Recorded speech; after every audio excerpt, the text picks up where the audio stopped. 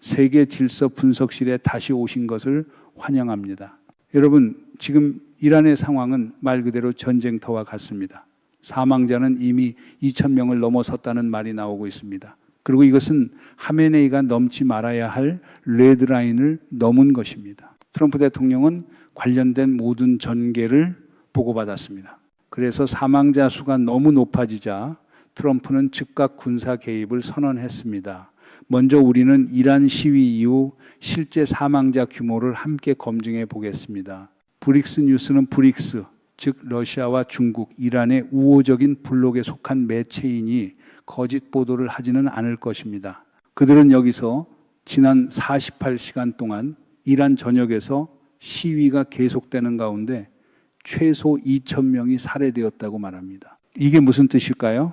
금요일 밤, 즉 그저께 레자 팔라비 왕세자가 저녁 8시에 전국 시위를 호소했을 때 수백만의 사람들이 거리로 쏟아져 나와 충돌이 시작됐습니다. 그때 이슬람 정권은 병력을 투입해 시민들에게 발포하며 학살했습니다.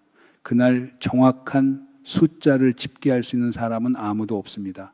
그런데 어제 토요일 밤 레자 팔라비의 또 다른 호소가 이어졌고 시민들은 전기와 통신이 끊긴 상태에서도 다시 거리로 쏟아져 나와 시위를 했습니다. 그리고 이슬람 공화국의 병력은 말 그대로 손을 놓고 학살을 벌였다고 할 수 있습니다. 브릭스 뉴스는 이란 인터내셔널, 즉 전 세계 이란 디아스포라의 매체를 인용합니다. 그들은 가장 엄격하게 평가된, 가장 신뢰할 수 있는 소식통들이 지난 28시간 동안 최소 2,000명이 학살되었다고 가리킨다고 말합니다. 북부 도시 라슈트의 의사들은 이란 인터내셔널의 한 병원만으로도 최소 79의 시신을 받았다고 전했습니다. 소식통들은 파르디스, 카라지 그리고 테헤란 수도의 일부 지역에서 특히 긴장이 극도로 높다고 묘사하면서 비슷한 보고가 이란 전역의 다른 지역에서도 나타났다고 강조합니다. 서부 지역의 일람과 케르만샤를 포함한 여러 곳에서 같은 유형의 보고가 나온 것입니다. 이는 이란이 트럼프의 레드라인을 건드렸다는 뜻입니다. 트럼프는 무고한 시위대를 학살한다면 미국이 군사적으로 개입할 것이라고 매우 여러 차례 경고했습니다. 그리고 실제로 트럼프는 트루스 소셜에 최신 글을 올렸고 그것은 즉시 폭발적으로 확산되며 여러 언어로 번역됐습니다. 특히 페르시아어로 빠르게 확산됐습니다. 구체적으로 미국 대통령 도널드 J. 트럼프는 이란이 평화를 찾고 있다고 말했습니다. 전례 없는 물결, 평화를 찾는 물결일 수도 있고 역사상 유례 없는 시위의 물결일 수도 있다고 했습니다. 그리고 미국은 도움을 줄 준비가 되어 있다고 했습니다. 이것은 한 가지 가능성밖에 없습니다. 병력을 투입해 시위대를 돕고 학살이 계속되는 것을 막겠다는 의미입니다. 이 메시지는 즉시 여러 언어로 번역됐고 특히 페르시아어로 번역됐습니다. 여러분은 페르시아어로 된 미국 국무부 공식 페이지에서 그들이 트럼프의 말을 그대로 인용한 것을 볼 수 있습니다. 원문 게시물은 미국이 도움을 줄 준비가 되어 있다는 것이며 미국이 이미 정보를 면밀히 평가했고 상황이 통제 불능으로 치닫거나 사망자가 너무 많이 나오면 개입하겠다는 뜻입니다.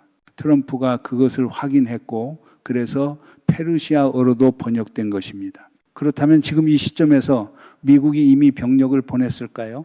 100% 정확하게 검증하기는 매우 어렵지만 80에서 90%는 이미 병력을 보낸 것으로 보입니다. 구체적으로 미국 상원 의원 린지 그레이엄은 이란 국민에게 악몽이 곧 끝날 것이고 도움이 오고 있다고 말했습니다.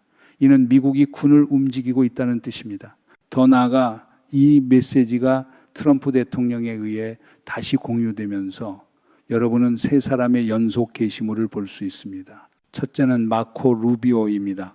그는 미국이 용감한 이란 국민을 지지한다고 알렸습니다. 그 다음 린지 그레이엄이 더 긴 글로 다시 보고했고 마지막으로 트럼프 대통령이 그 정보를 다시 공유했습니다. 이게 무슨 뜻일까요? 트럼프 행정부가 일관된 정보를 받아들였고 행동할 준비가 되어 있다는 뜻입니다. 더 구체적으로 린지 그레이엄은 이렇게 말합니다. 루비오 국무장관, 정말 잘 말했다. 이것은 아야톨라 알리 하메네이와 그의 성직자 독재 체제에 맞서면서도 우물쭈물했던 오바마 행정부와 같은 정부가 아니다. 미국은 이란 국민을 지지하고 더 나은 삶을 위한 그들의 시위를 지지할 것이다. 이란 정권 지도부에 보내는 메시지는 분명합니다. 위대한 이란 국민을 향한 잔혹한 행동은 처벌받지 않고 넘어갈 수 없다. 위대한 이란을 다시 되찾자. 여러분, 이란 국민이 미국에 보내는 도움 요청은 매우 절절하다고 할 수 있습니다. 심지어 모사드로 불리는 정보 커뮤니티 쪽에서 이란 군인들조차도 구조를 요청하는 메시지를 보내고 있으며 성직자 정권을 배반하고 국민 편에 설 준비가 되어 있다고 말하기도 합니다.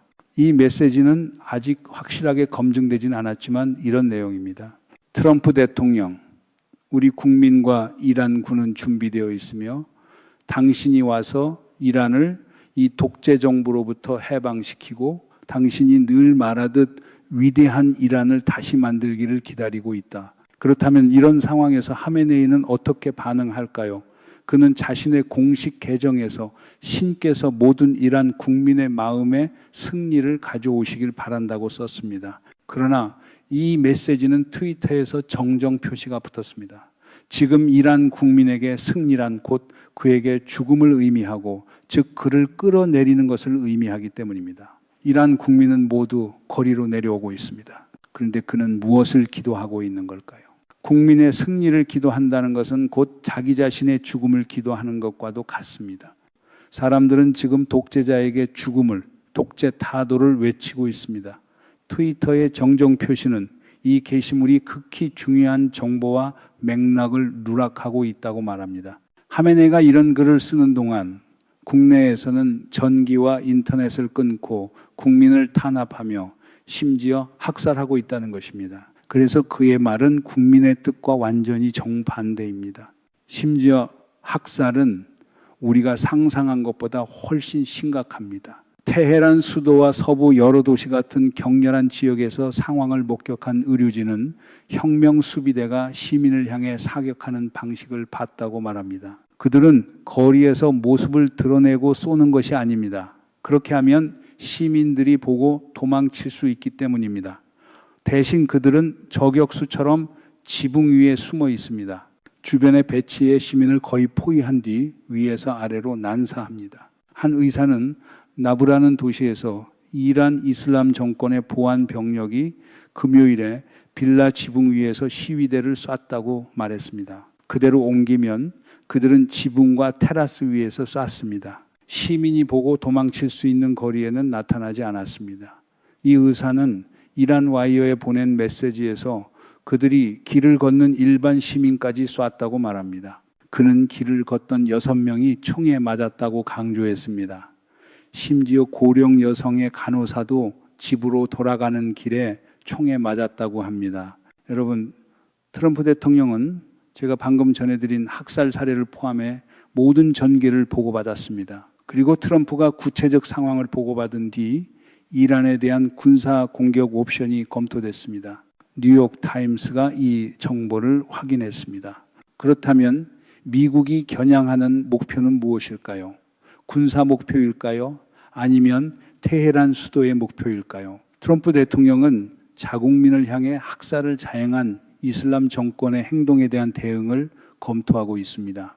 왜냐하면 가까운 소식통들, 심지어 미국의 공식 소식통이라고 할 만한 곳들에서 수백, 수천 명이 학살됐다는 보고가 나오기 때문입니다. 지금까지도 정확한 수치는 모두 집계할 수 없습니다. 현장 접근이 어렵고 이란 영토가 광대하기 때문입니다.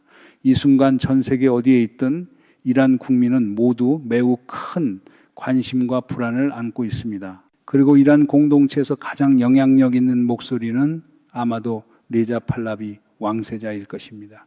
그의 최신 메시지에서 그는 이렇게 말합니다. 나의 동포들이여, 여러분은 혼자가 아니다. 전 세계가 여러분의 목소리를 지켜보고 있으며 해외의 이란 공동체가 여러분을 공유하고 지지하는 것을 볼 수 있다. 오늘의 세계는 여러분 편에 서 있고 여러분의 혁명을 지지하며 여러분의 용기를 존중한다. 특히 자유세계의 지도자인 트럼프 대통령은 상황을 매우 면밀히 주시하고 있고 방금 여러분을 도울 준비가 되어 있다고 선언했다. 거리를 포기하지 말라. 즉 계속 거리로 나와 시위하라. 나의 마음은 여러분과 함께한다. 나는 곧 여러분 곁에 있게 될 것이라고 믿는다. 국내 시위대를 상징적으로 지지한 장면 중 가장 눈에 띄는 것은 깃발 교체 행동입니다. 성직자 체제의 이슬람 깃발은 다르지만 이란 국민이 진정 원했던 깃발은 다릅니다. 사자 위로 떠오르는 태양의 상징입니다. 여기 한 이란 시민이 있습니다. 여러분은 그가 영국의 이란 대사관 밖에서 몸을 숨기고 있는 것을 볼 수 있습니다. 경찰과 경비가 방심한 순간 그는 단숨에 뛰어 올라갔고 사람들은 그를 스파이더맨이라고 불렀습니다. 그는 난간과 통로를 타고 올라가 기존의 깃발을 잡아내리고 새로운 깃발로 바꿨습니다. 이 행동은 상징성이 매우 큽니다. 최근 며칠 동안 이란에서는 이런 상징적 장면이 많이 등장했습니다. 젊은이들이 하메네이의 초상화를 불태우는 장면, 그리고 이런 깃발을 내리고 새 깃발로 바꾸는 장면 말입니다. 그는 실제로 깃발을 성공적으로 내렸습니다. 여러분이 보는 새 깃발은 사자이고 그 뒤에는 떠오르는 태양이 있습니다. 이것이 이란 국민이 원하는 진짜 상징입니다. 이 이미지는 여러 소셜 플랫폼에서 가장 선명하게 퍼졌습니다. 심지어 트위터도 깃발을 바꿨습니다. 기존의 이란 국기 대신 사자와 그 뒤에 떠오르는 태양을 담은 새 깃발로 공식적으로 바꿨다는 것입니다. 새로운 상징, 새로운 생명력, 새로운 미래를 뜻합니다. 그렇다면 미국은 언제 공격할까요? 그리고 어떤 목표를 공격할까요? 지금 여러 업데이트가 이미 꿈틀거리고 있습니다. 저는 그것이 언제든 일어날 수 있다고 봅니다. 어떤 업데이트는 미국과 이스라엘이 언제든 이란을 상대로 군사 공격을 할 수 있다고 말합니다. 양측은 테헤란 수도를 타격할 적절한 순간을 기다리고 있습니다. 첫 번째 목표가 될 수 있는 것은 군사 목표와 혁명 수비대 고위 지도부입니다. 즉 이것이 첫 번째 공격 파도의 목표가 될 수 있다는 뜻입니다. 미국은 이란을 공격하기 위한 모든 준비 단계를 수행했고 무기와 장비 그리고 필요한 자산을 중동 지역의 자국 군사기지로 이동시켰습니다. 더 구체적으로 이스라엘의 한 신문은 미국이 시위가 정점에 이를 때까지 기다렸다가 공격을 시작할 것이라고 말합니다. 미국은 먼저 사이버 보안 공격부터 시작할 것입니다. 그 다음 이란의 군사 및 정치 지도부 중 가장 핵심 인물들을 제거할 것입니다. 이어서 군사시설을 폭격하고 이란의 석유가스 산업을 차단할 것입니다. 성직자 정권이 붕괴할 때까지 차단을 멈추지 않겠다는 것입니다. 베네수엘라처럼 말입니다. 그리고 최신 업데이트를 보면 저는 미국이 이미 행동을 시작한 것처럼 보인다고 봅니다. 이제 남은 것은 언제 폭격하느냐의 문제일 뿐입니다. 미국의 폭격기와 대형 수송기가 현재 중동 지역으로 대규모 이동 중입니다. 한편 이란을 오가는 항공편의 연기와 취소가 점점 늘고 있습니다. 들어오지도 나가지도 못하는 사실상 국내 고립 상태입니다. 이란뿐 아니라 이스라엘도 마찬가지입니다. 많은 국가들이 자국 대사관 인력을 조정하고 자국민을 철수시키며 이란행 항공편을 취소했습니다. 더 나아가 이스라엘은 헤즈볼라를 폭격하지 않기로 결정하고 필요시 이란과의 전쟁에 대비해 모든 자원과 무기를 아껴두기로 했습니다. 우리는 두 가지 추가 소식통도 가지고 있습니다. 첫째는 더글러스 맥그레거 대령입니다. 그는 트럼프 시절 국방 관련 고위직에 자문을 했고 웨스트 포인트로 널리 알려진 미국 육군사관학교와 관련된 경력도 거론되는 인물입니다. 그는 미국이 중동에서 매우 큰 군사력을 집결시키고 있으며 미국의 이란 공격은 이미 거의 확실해 보인다고 말했습니다. 군사대령의 판단이니 저는 상당히 신뢰할 만하다고 봅니다. 더욱이 베냐민 네타냐후는 상황실로 이동해 긴급회의를 열었습니다.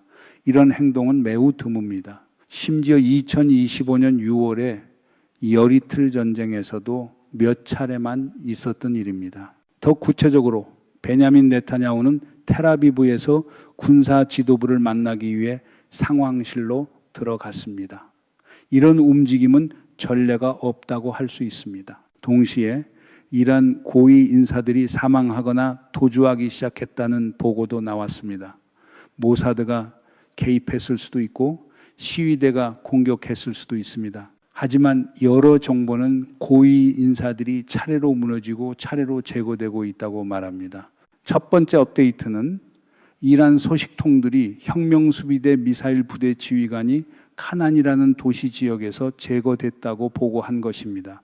그의 이름은 레자 카사부 압둘입니다. 현장 목격자들은 이 사건이 무인기 공격으로 그의 이동 차량이 타격당한 것과 관련이 있어 보인다고 말했습니다. 또한 에스파라인이라는 도시의 한 검사와 이란 보안 인력 5명이 시위대가 포위한 뒤 집을 불태우면서 정부 시설이 불타 도망치지 못해 사망했다는 보고도 있습니다. 이렇게 보면은 이란이 내전에 들어섰다고 말해도 과장이 아닙니다. 특히 이란의 총검찰이 붙잡힌 시위대는 처형될 수 있다고 말하며 매우 잔혹한 대응을 시사했습니다. 하메네이 정권은 국민의 이익과 완전히 반대로 움직이고 있습니다. 시위대를 한순간에 적대 진영으로 몰아넣은 직후 이런 유형의 발표가 연이어 공개된 것입니다. 다만 예외가 하나 있다면 대통령 쪽일 수 있습니다. 하지만 어젯밤 예정되어 있던 대통령의 연설은 취소됐습니다. 이란의 대통령 마수드 페제시키안은 사임서를 제출했습니다. 그는 하메네이에게 사임서를 올렸지만 거부된 것으로 보이며 그나마 국민 편에 서는 목소리는 그뿐이었습니다. 그는 모든 책임을 자신에게 돌리려 했습니다. 반면 총검찰, 하메네이, 그리고 군지도부 같은 인물들은 하메네이의 충성을 맹세하며 국민을 적으로 몰고 있습니다. 다음으로 우리는 두 개의 큰 전쟁을 봐야 합니다. 첫째는 인터넷 전쟁입니다. 이슬람 정권은 세 가지를 합니다. 첫째, 인터넷을 전면 차단합니다. 둘째, 전기를 끊습니다. 셋째, 방화벽을 강화해 내부의 콘텐츠가 외부로 나가지 못하고 외부의 정보가 내부로 들어오지 못하게 막습니다. 그러나 하메네이 정권에 반대하는 사이버 보안 세력은 반격했습니다. 그들은 이날을 수년간 준비해 왔습니다. 그리고 이제 그들은 방화벽과 정권의 전기, 통신 차단을 돌파했습니다. 지난 2년 동안 그들은 지역 활동가들과 협력해 시위 정보와 영상, 사진을 외부로 보내고 외부의 콘텐츠를 내부로 들여보내는 작업을 해왔습니다.